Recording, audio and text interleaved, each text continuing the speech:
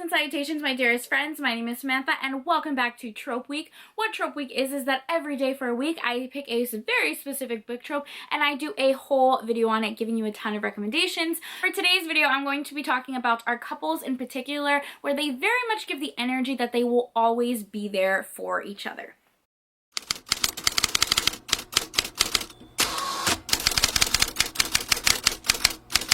Hello, how are you? Welcome or welcome back to my channel. I am so stoked to be filming just rapid speed, getting you guys up to date. You probably haven't noticed too many videos from me this past month because my camera broke. It did. I've been rocking with my Sony camera for well over 6 years and it finally broke.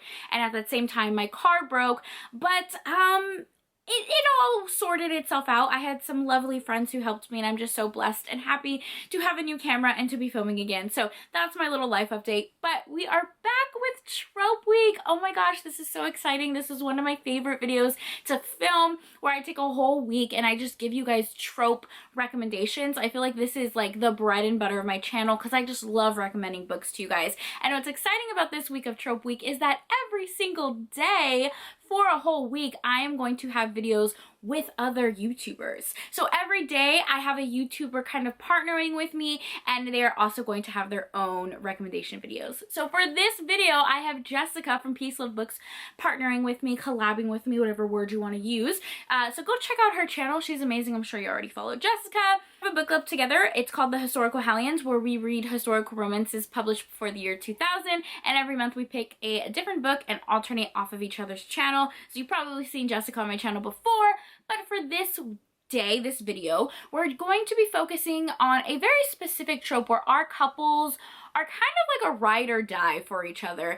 That we decided to use was "I'll always be there for you." So this is a very specific trope, but I think it gives off soulmate energy, just like no matter what happens within the plot, within the external conflict and angst, our characters are always drawn to each other and they always will be there for each other and have each other's back. That could be incorporated in multiple ways, but this definitely gives off soulmate energy in my opinion. So I have a handful of books to recommend for you. Make sure to check out Jessica's video. I will have it linked down below, and let's hop right into the recommendations. The very first one is a recent novella that I read. I have a video coming very soon where I read like a novella every day for a month. It's taken me forever to edit, but it will come soon.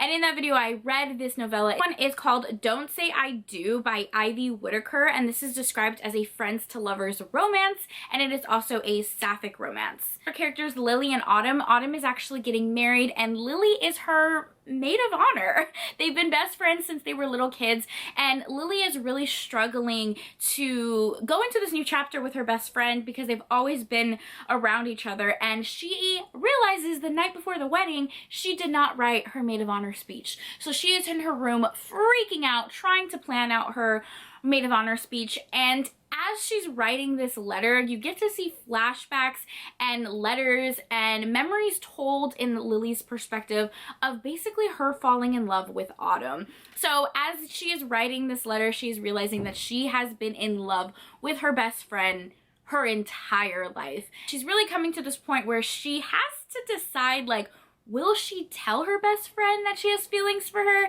the night before her wedding? She does. I don't want to give off too much because it's a novella, but when you see our characters come together, you can really tell that they are true soulmates and that they honestly have always been there for each other, even as children. So what I love about this novella, it's told in memories and it's told in letters, and you get to see them fall for each other, and it's very sweet. I love sapphic romances, and this one is such a delight. This one is also a novella. I read a lot of novellas, that is no secret. So this one is called Divine River by Mariana Vivancos. Both of the books I've mentioned so far are available on Kindle Unlimited, and Mariana Vivancos has become one of my favorite authors ever. Like, I freaking love her novellas. It's also a friends to lovers romance. That is one of my favorite tropes, but I feel like it fits this trope very well because beyond like romantic and sexual chemistry that our characters are sharing, at the end of the day, they built a friendship first and they will always have each other's backs because of that. And this book is a really prime example of this. So it follows Mike and Jason. Mike lives in this very small town that he has grown up in. He's never moved anywhere else, and Jason moves next door. Jason very much gives golden retriever energy and immediately befriends Mike, who is like the grumpy stoic neighbor, and they instantly form this friendship. Mike in the story is really discovering himself and his sexuality and his identity and his pronouns and all of those things in this book. He comes from a family that is not very accepting. He's always known that he's gay, but he's never openly admitted that because he knows his father would not receive that well. So he has kind of stifled down a big part of his personality because of that. Also discovering what pronouns he likes to use, and he likes to dress up in very feminine clothing but also be masculine at the same time. So really breaking those society norms that he has been forced to deal with his entire life.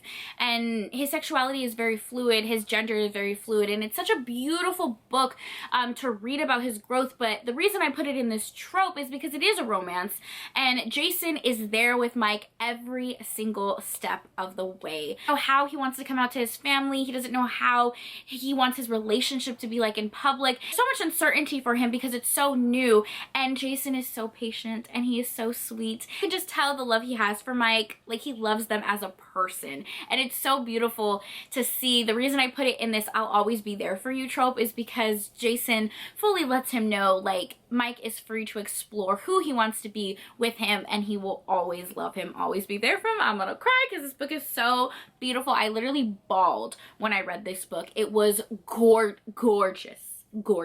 The next one is another novella. I promise I have more than just novellas in this book. I don't know why I like threw them all in the beginning.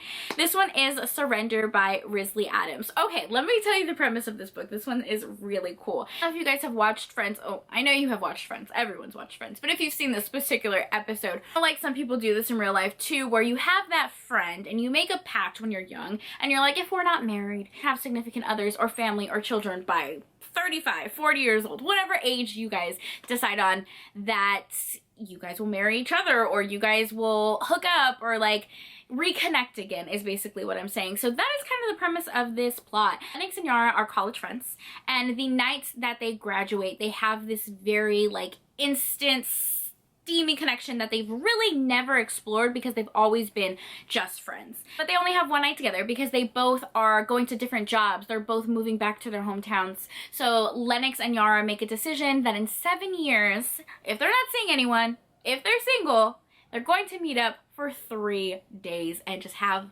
a fun, wild time. 7 years comes, Lennox hits up Yara.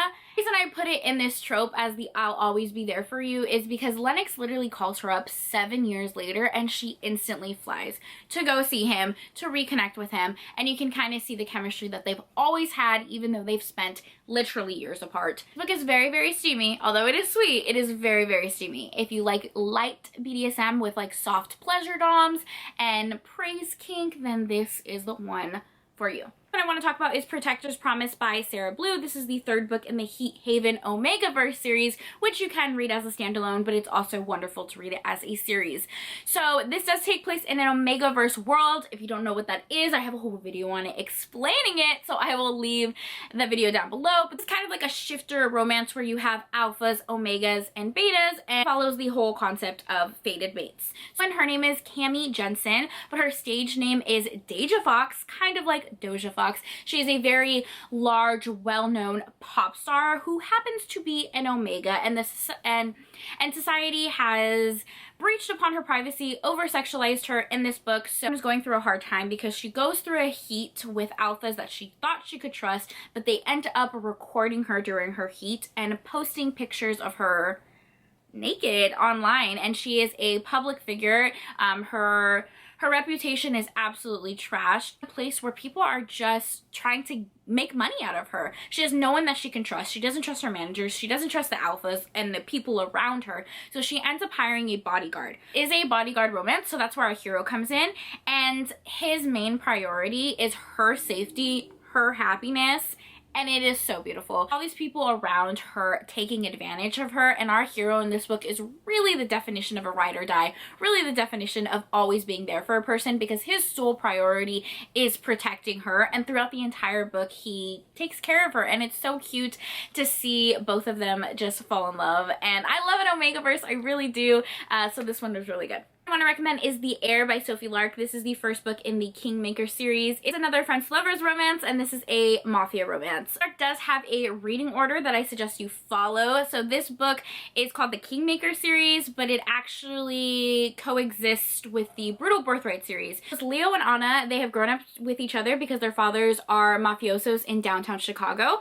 They end up going to a college called Kingmakers, which is literally a college for mafia people. They teach you how to be spies, they teach you how to be heirs, they teach you how to run a mafia, they have archery lessons and shooting lessons, and it is this specialized college is what this whole series takes place in. So Leo and Anna have been best friends for their entire lives. They've literally been raised almost as family, and they've always had a crush on each other but didn't want to ruin their friendship. When they get to this college, they're exposed to so much external angst, and they go through it. When I tell you they go through it, I was literally on the airplane reading this book and I was screaming, crying, throwing up, throwing my Kindle across the plane. Lacey was with me on that flight and she can testify I was losing my goddamn mind. Losing my goddamn mind.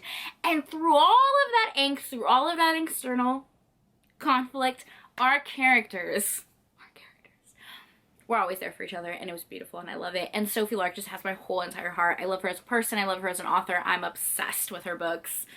This one's such a good one. This one that I want to talk about is Pan by Gina L. Maxwell. Although she did a rebrand, the cover is different as well as the title. This is now called Lost and Found, and it's the first book in the Lost Boys series, if I'm not mistaken. It follows Peter and Wendy, and this is a Peter Pan retelling, and it is a second chance romance. So Peter and Wendy were high school sweethearts, some from completely different sides of town. Wendy's family does not approve of their relationship, and they want her to go to college out of state. Ends up breaking up with Peter and really breaking his heart and leaving to go to college. And years later, she comes back. She owns her own party planning business, and she is doing this huge party for this charity, and she is refurbishing an old-fashioned car, and that is where she ends up calling Peter to help her refurbish this car because he owns a mechanic shop. A retelling, but it's told in a contemporary setting, so it has just a little bit of a twist of a Peter Pan vibe to it, and it's such an amazing series.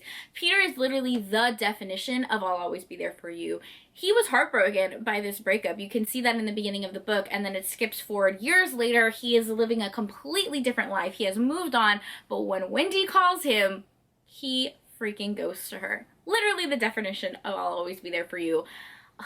This book is so good. The second book also, okay, the second book is a male-male retelling with Hook and John Darling, Wendy's brother.